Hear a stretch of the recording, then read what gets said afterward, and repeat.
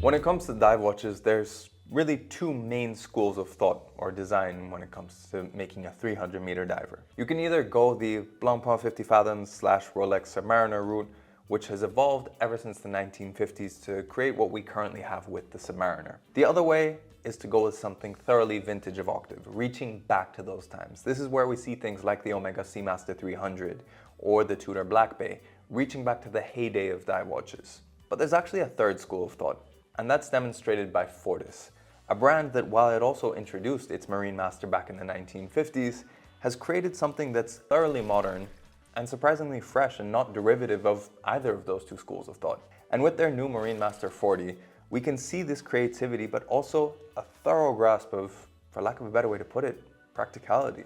Starting off with the bracelet-bound variant of the Fortis M40, or Marinemaster 40.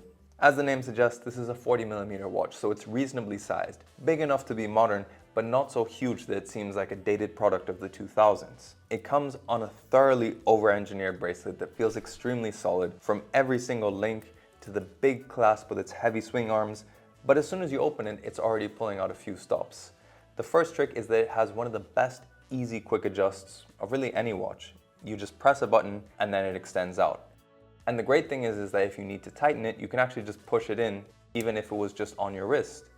This right away shows an attention to detail and a value that just isn't seen on every diver that comes around. For decades, we've been asking for Tudor, for example, to introduce something like the Glide Lock onto their Black Bay, and it wasn't only until very recently that they did. Fortis, meanwhile, at a similar price point, without backing of a massive giant like Rolex, has already taken the example when they introduced the new Marinemaster. But it goes a bit further than that. Remember when I was telling you about the sizing that makes it nice and convenient? Well, the way the bracelet is hinged on, it actually pivots directly down, which gives it even more flexibility for even smaller wrists, meaning that people aren't shut out of this dive watch category just because they have smaller wrists. Conversely, it also means if you prefer a more vintage evocative styling, this will be a lot better on your wrist compared to a Supercase 6-digit Submariner or a quite thick Tudor Black Bay. But then the practicality transfers over to the dial.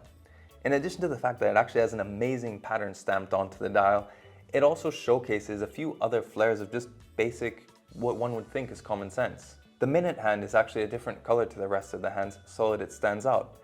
This is so that when you rotate the bezel, it's very easy to align it with the minute hand so that you can know how much time has elapsed when you dive. The dial isn't burdened with a ton of text either, so this makes it quite easy to read, and it means you have more time to just admire both that intricate design on the dial as well as the quite distinctive cushion shape of the watch itself. Its lugless design is something that on the one hand echoes the vintage Marinemasters of the 50s, but at the same time seems thoroughly modern because it's ditched what we normally think of when we look at dive watches, and we normally think of it having lugs. But of course, not every dive watch has to appear on a bracelet, and Fortis has also introduced a selection of rubber straps for their Marinemasters, and each of them also matching some of their really cool dial colors. This orange one is perfect for summer, amplifying even more that notion of legibility, but also standing out and being much lighter on the wrist courtesy of its rubber strap. In a similar way to the Patek Philippe Aquanaut, the dial design is actually mirrored on the rubber strap itself. A nice little touch, but it shows some continuity and makes the strap a little bit of an event unto its own. In terms of sizing, it's the same as the bracelet variant. Both of these have ETA calibers on the inside, so that helps keep them nice and reliable. But this is, at the end of the day, a functional watch, but also one that looks distinctly modern. It doesn't seem like it's something derivative. It doesn't pretend to be overly luxurious. Instead, what it does is it just gives you tons of practicality, a sense of bulletproof reliability, and all at relatively good value as well.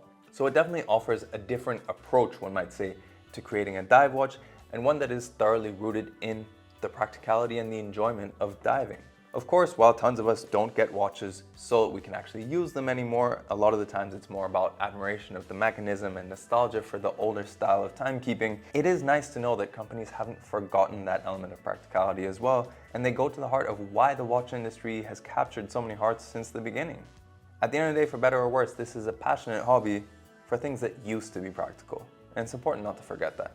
But let us know in the comments below, what do you think of the Fortis Marinemaster? Do you find that this would be a viable alternative for something like a Tudor Black Bay or even a Rolex Submariner? Or would you prefer to go with some of the more tried and tested design languages just to stick with the classics?